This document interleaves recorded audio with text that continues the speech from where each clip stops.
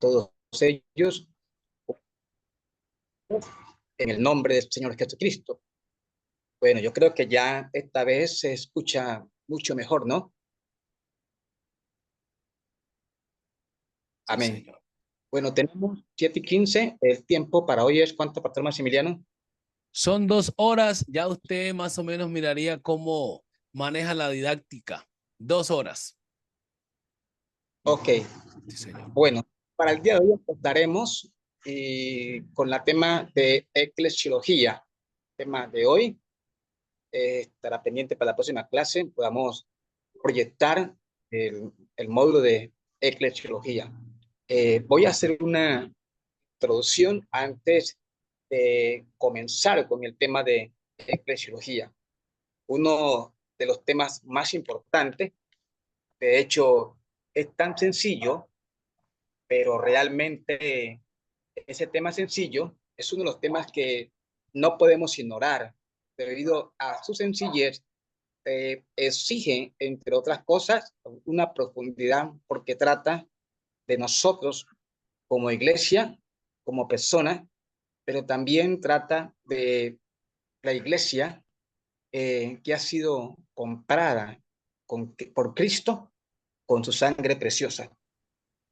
Bueno, tomaremos lectura en el libro de Efesios, capítulo 1, verso 3. Vamos a empezar por el texto de Efesios, capítulo 1, el verso 3, y quiero pedirle a nuestra hermana Carolina, que está por allí, que nos ayude con la lectura de Efesios capítulo 1, verso 3, hasta el verso 5, para luego continuar con el verso 6, mi persona. Mientras ella se prepara, ¿sí me escuchó, hermana Carolina?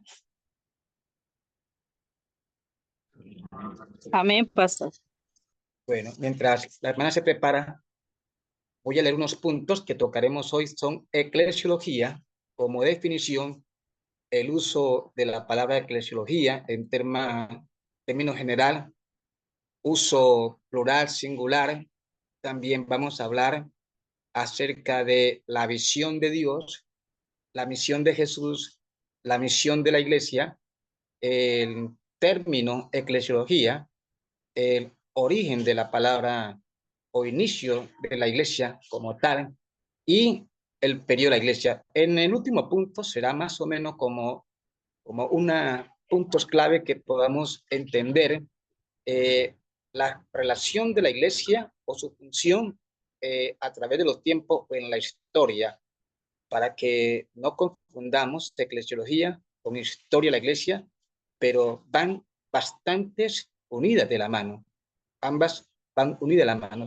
Una cosa es hablar de la historia de la iglesia y otra cosa es hablar de eclesiología como puntos que se desprenden de eclesiología, en este caso la historia como punto que se desprende. Bien, pues, hermana Carolina. Amén, bendiciones. Me dijo Efesios 1. Efesios 1:3 al verso 5. Amén.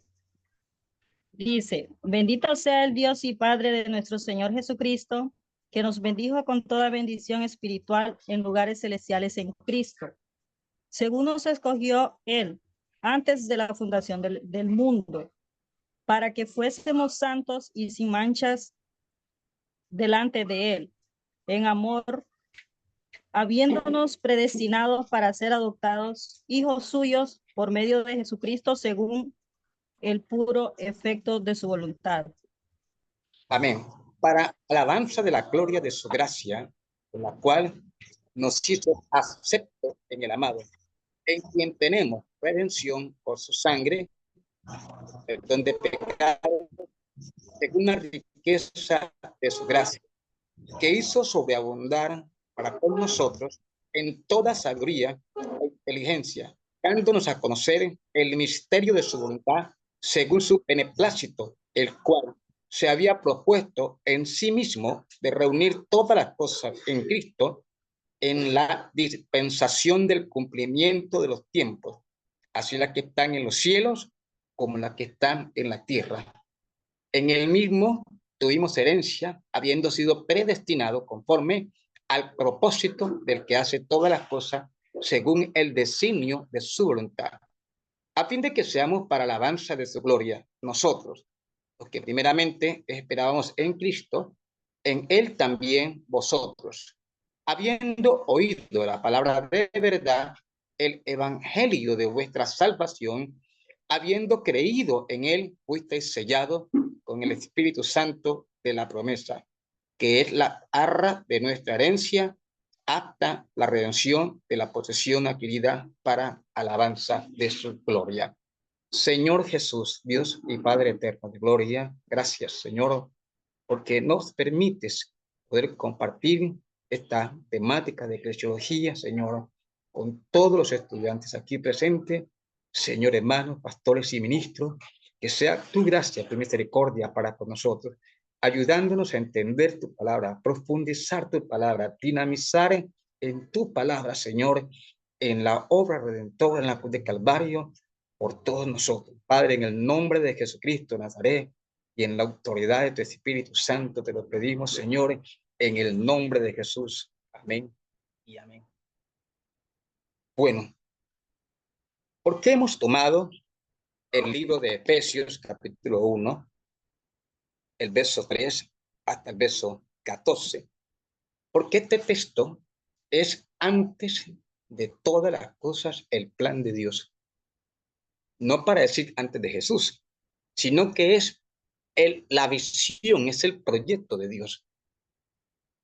Cuando uno habla de la iglesia, el tema de eclesiología, no vamos a ponernos a pensar tanto en la liturgia, el culto, las ofrendas, el diezmo, cosas elementales o sencillas que no van a estar excluidas, sino que vamos a profundizar más realmente la eclesiología, qué es lo que trata, qué es lo que toca.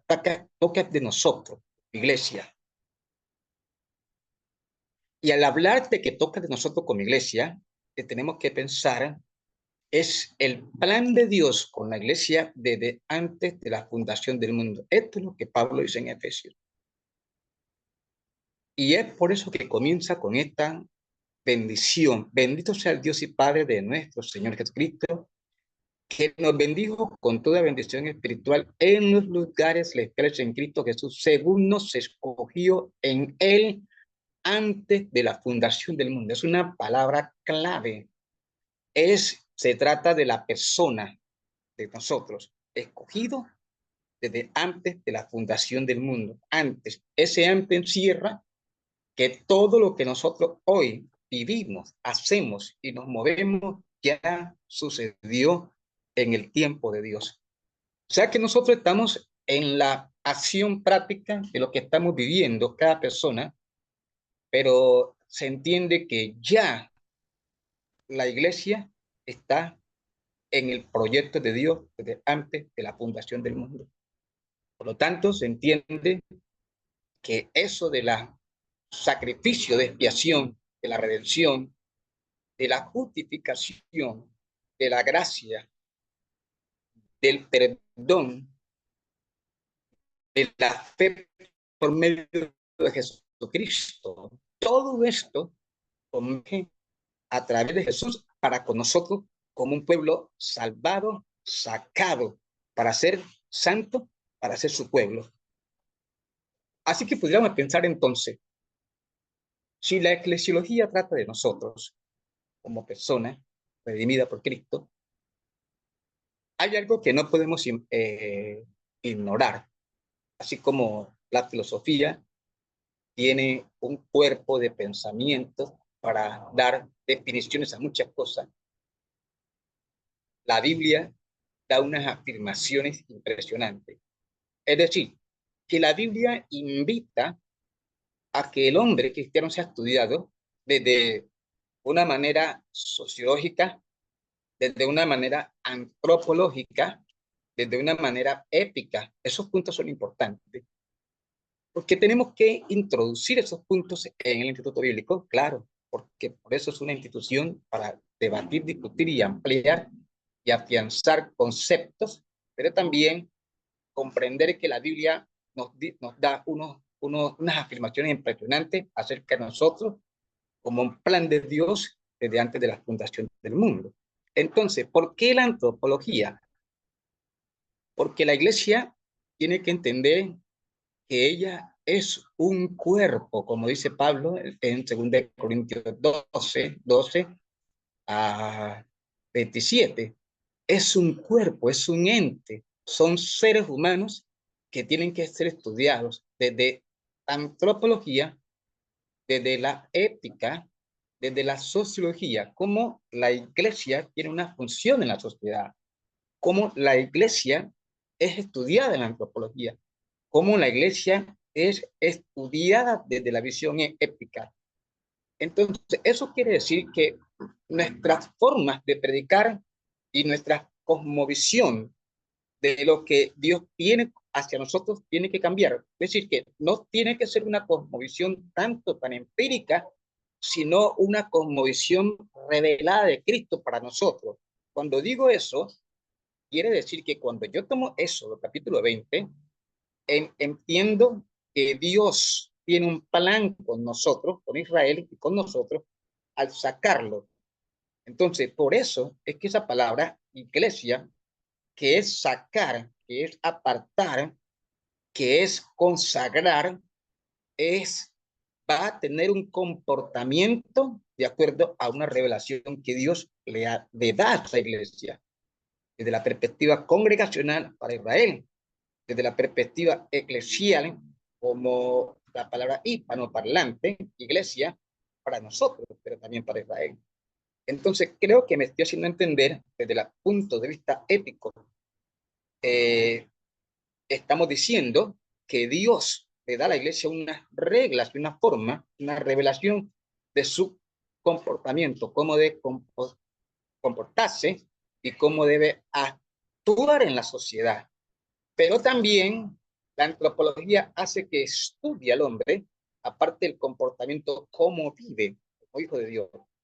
Entonces, vamos entendiendo de alguna manera accidental y afirmativa en la palabra, ¿por qué es que muchas veces escuchamos a muchos pastores, predicadores, de una manera eufórica o de una manera instructiva acerca de somos diferentes, tenemos que marcar la diferencia, hemos sido llamados? Entonces muchas veces de pronto no están entrando en esa definición como tan técnica como nosotros, que de hecho no se trata de que sea una palabra técnica ni bonita, sino que estoy explicando Efesios 1 y estoy trayendo esos 20 y estoy tratando ya más el plan de Dios, que es quien nos saca y nos da una conducta y una norma de vida. Eso del capítulo 20. Los 4 primeros mandamientos de eso, ¿no? Es un compromiso que el hombre antiguo testamentario y del Nuevo Testamento tiene una relación con Dios. Y los 6 mandamientos restantes es una ética moral que Dios traza para que el hombre aprenda a vivir en sociedad. Por eso es que a Jesús le preguntan cuál es el principal mandamiento. Amarás al Señor tu Dios con todo tu corazón, con toda tu mente, y luego él responde, y a tu prójimo como a ti mismo. Tanto él como muchos judíos o fariseos respondían a las preguntas que iban y venían hacia Jesús. Usted nota entonces que en todos estos puntos que he mencionado hemos dicho varias cosas importantes que no son nuevas, simplemente que empezamos a organizar el pensamiento, número 1, a entender que Dios trazó un plan desde antes de la fundación del mundo y el punto principal somos nosotros, iglesia. Número 1, que las doctrinas fundamentales de la redención, la santificación, la justificación, la gracia, la fe, el perdón, todo es para nosotros a través de Cristo Jesús, redimirnos y rescatarnos la iglesia. Que el mismo libro de Efesios nos está dando a entender que Dios nos ha sacado, nos ha consagrado, y todo eso significa iglesia. Pero que también la iglesia tiene una norma de vida, y no se trata de solo hablar de que cuando compramos un aparato tenemos unas instrucciones, no, sino que son la revelación de Dios de cómo debe vivir el hombre desde la antigüedad hasta la época moderna o postmoderna o actual. Siempre Dios le ha dado al hombre una forma de vida ético-moral. Que el hombre tiene un compromiso, según eso, con Dios, de tenerle a él por encima de todos los dioses y amarle con todo su corazón. Es por eso que él nos saca a Israel a través de Abraham de las tierras de los caldeos, pero también saca a la iglesia a través de Cristo para que le adore a él. O sea, todo se trata de un grupo de personas que son, escuche, sacados, llamados y apartados. Eso merece un estudio muy profundo y el más apasionante de todos. Ahora que estoy compartiendo con ustedes, uno cada día va teniendo más claridad sobre estas cosas y uno dice, lo más importante de todo el tema, aparte de que Jesús es el punto central de la Escritura, es que Jesús es el punto central porque Jesús se relaciona con el ser humano para salvarlo y darle su identidad. Entonces la iglesia tiene un llamado especial en Cristo Jesús. Ahora, la palabra eclesiología, si tienen alguna pregunta me pueden hacerla. La palabra eclesiología significa doctrina, que enseña o estudia acerca de la iglesia. Y esta palabra eclesiología, que estudia el origen de la iglesia, el inicio de la iglesia y el desarrollo de la iglesia a través de los tiempos. Y pastor, Etimológica. ¿ahí? ¿Aló? Sí, ¿Le puedo hacer una pregunta a mi pastor? correcto. Cuando usted dice que Jesús, o sea, nos da una identificación o a la iglesia como tal o a los creyentes, ¿esa identificación es a partir de la manifestación o de cuando el creyente acepta a Jesús como Señor y Salvador, mi hermano? Correcto, buena pregunta. Cuando hablamos de esa identificación, es que hay, cuando Pablo, por ejemplo, el Señor, me adelante un poco, el propósito de los ministerios es que Cristo sea formado en el hombre. Entonces, cuando Cristo es formado en el hombre, este comienza a tener esa identidad de Cristo. Cuando decimos a partir de la manifestación, es como si habláramos de algo mágico. Yo lo tomaría a través que me identifico con Cristo a medida que voy aprendiendo de Él y muchas cosas de mi vida van saliendo, ¿no? Esa sería mi respuesta. ¿Sí?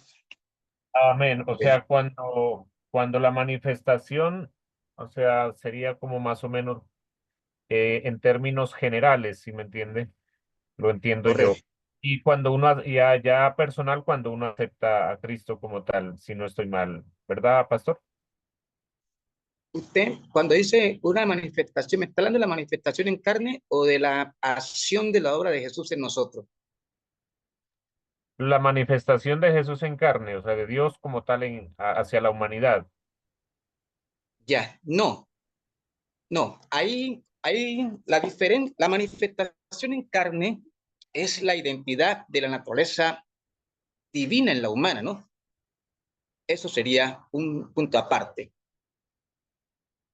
Y de lo que yo hablo en este caso, de la identidad con Cristo, no es en el sentido de la manifestación sobrenatural para que entendamos que Jesús es Dios, no.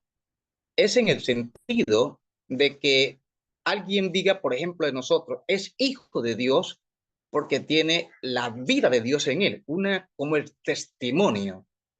Ese es el punto de referencia, como el testimonio de que esa persona tiene una relación con Dios. Esa es la diferencia. Entonces, tenemos que diferenciar la manifestación de Dios en carne, que es la identidad de Dios en Cristo Jesús, y como ofrenda por el sacrificio por nuestros pecados, ¿no? En este caso, la muerte en el Calvario. De el hecho de que Jesús en nosotros va a a plasmar nuestra vida. Pablo, por ejemplo, decía, sed imitadores de mí como yo de Cristo. Entonces, cuando Pablo dice eso, es, tenga esa transformación de Jesús de manera que nos aparezcamos a Jesús. Entonces, Pablo dice, aparezcanse a mí como yo me aparezco a Cristo. No sé si me hice entender allí. Amén, amén, mi hermano. Ok, bueno, gracias por la participación. Les recuerdo, la idea de la participación es buena, no tiene que ser que tengamos una respuesta exacta. Vamos a tratar siempre de aproximarnos a la respuesta. Una de las ventajas de los institutos bíblicos es discutir, debatir, no alegar, discutir, debatir, dudar. No hablo de la duda de dudas, sino de la duda como un proceso de aprendizaje. Pueden aportar algo, puede estar de alguna manera muy lejos o muy cerca alguna respuesta.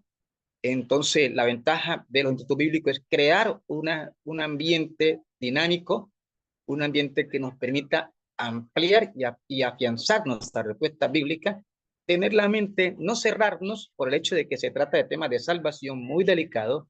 Entonces no podemos jugar con ninguno de ustedes ni ustedes con nosotros. Entonces siempre estaremos abiertos a las correcciones. Amén. Bueno, entonces, ahora, la palabra iglesia, que significa asamblea, significa concurrencia, significa también iglesia, asamblea, iglesia, concurrencia, es una palabra tanto hebrea como latina. Yo quiero que nos vamos a Primera de Corintios capítulo 12, ¿quién me ayuda?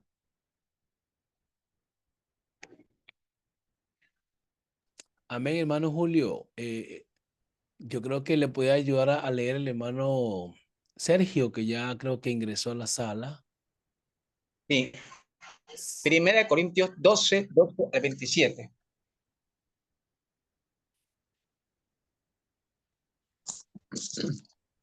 Amén. Dios les bendiga. Muy buenas noches con todos. Amén. 1 Corintios 12, 27. Sí, del 12 llega mucho ruido para allá, de acá. No, está bien el sonido, está bien. El sonido está bien. Capítulo 12. Sí, capítulo 12, verso 12 al 27. Amén. Voy a la lectura en el nombre de Jesús. Porque así como el cuerpo es uno y tiene muchos miembros, pero todos los miembros del cuerpo, siendo muchos, son un solo cuerpo, así también Cristo. Porque por un solo espíritu fuimos todos bautizados en un cuerpo, sean judíos o griegos, sean esclavos o libres. Y a todos se nos dio a beber de un mismo espíritu. Además, el cuerpo no es un solo miembro, sino muchos. Si dijera el pie, porque no soy mano, no soy del cuerpo, por eso no será del cuerpo. Y si dijera la oreja, porque no soy ojo, no soy del cuerpo, por eso no será del cuerpo. Si todo el cuerpo fuese ojo, ¿dónde estaría el oído? Si todo fuese oído, ¿dónde estaría el olfato? Mas ahora Dios ha colocado los miembros, cada uno de ellos, en el cuerpo como Él quiso. Porque si todos fueran un solo miembro, ¿dónde estaría el cuerpo? Pero ahora son muchos los miembros, pero el cuerpo es uno solo. Ni el ojo puede decir a la mano, no te necesito, ni tampoco la cabeza a los pies, no tengo necesidad de vosotros. Antes bien, los miembros del cuerpo que parecen más débiles son los más necesarios, y a aquellos del cuerpo que nos parecen menos dignos,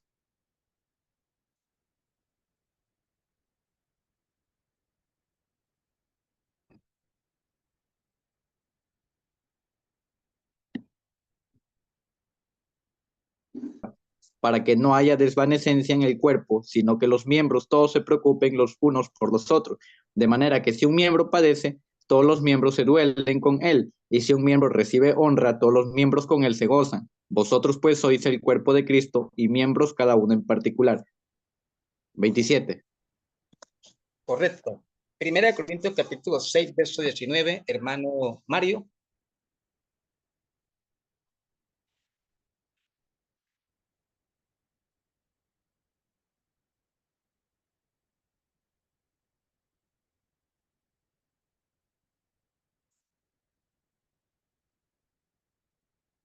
Pastor Maxi, el hermano Luis Mario o el hermano Juan Carlos.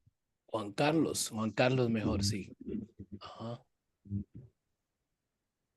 1 Corintios 6, 19. El hermano Juan Carlos puede leerlo. No sé si escucha el hermano Juan Carlos. Te leo, hermano. Hermano Jorge Agustín, amén. Amén. Sí, 6, 1 Corintios 6, 9. 19. Amén.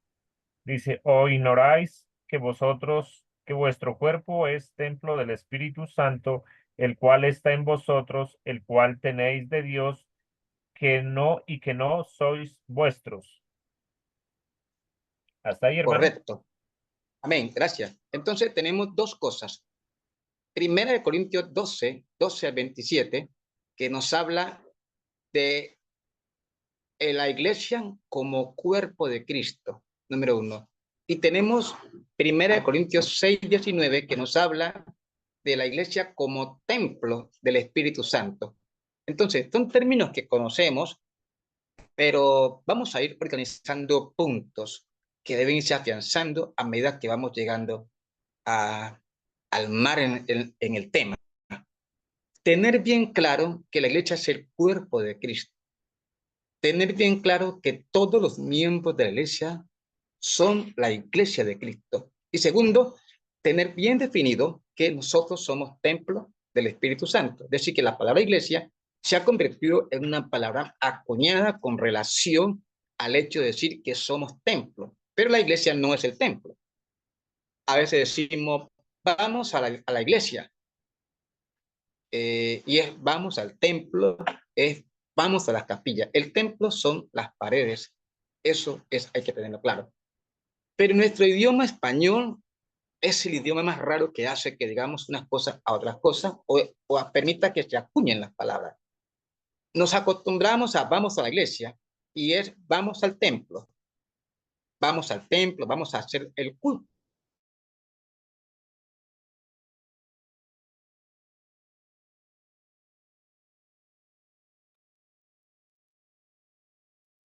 Wow, se le frizó el internet al pastor Julio. La temática está bastante interesante. Yo tengo la cámara apagada, pero me estoy escuchando este rico manjar de eclesiología.